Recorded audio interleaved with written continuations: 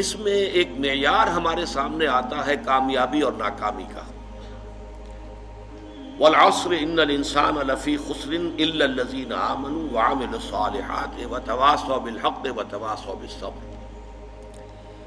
اس کا نتیجہ کیا نکلنا چاہیے کہ ہمارے دلوں میں یہ بات کھب جائے، جاگزیں ہو جائے، راسخ ہو جائے کہ انسان کی کامیابی کا دار و مدار دولت پر نہیں ہے، جائیداد پر نہیں ہے، دنیاوی اقتدار پر نہیں ہے، وجاہت پر نہیں ہے، بلکہ ایمان، عمل صالح، تواصی بالحق اور تواصی بالصبر پر۔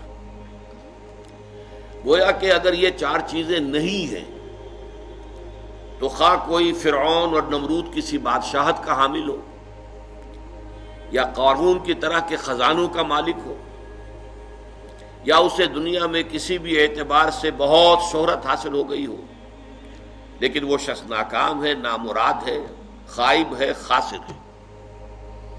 البتہ جس کے ہاں یہ چار چیزیں موجود ہوں، وہ خواہ مفلس ہو، قلاش ہو، کسی جھونپڑی میں رہتا ہو، چٹائی پر سوتا ہو، اسے کھانے کے لیے بھی مناسب غذا میسر نہ ہو، گمنام ہو، کوئی اسے جانتا نہ ہو، لیکن وہ کامیاب ہے، کامران ہے، وہ مفلحین میں سے ہے، راشدون میں سے ہے، فائزون میں سے ہے۔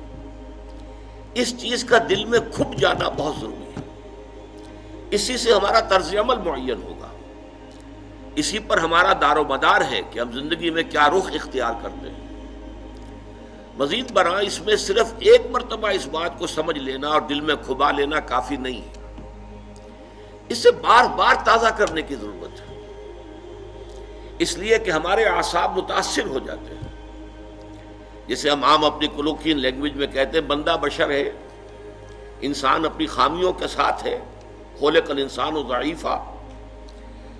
مثلاً ہم جب کبھی دیکھتے ہیں کہ کوئی بڑی لمبی سی، چمکیلی سی، بھڑکیلی سی کار نئے ماڈل کی زناٹا کرتی ہوئی ہمارے پاس سے گزر گئی تو ایک دفعہ اعصاب میں اچھے اچھے لوگوں کے ارتعاش ہو جاتا ہے اور انسان محسوس کرتا ہے یہ بڑے خوش نصیب لوگ ہیں جنہیں یہ چیزیں میسر ہیں۔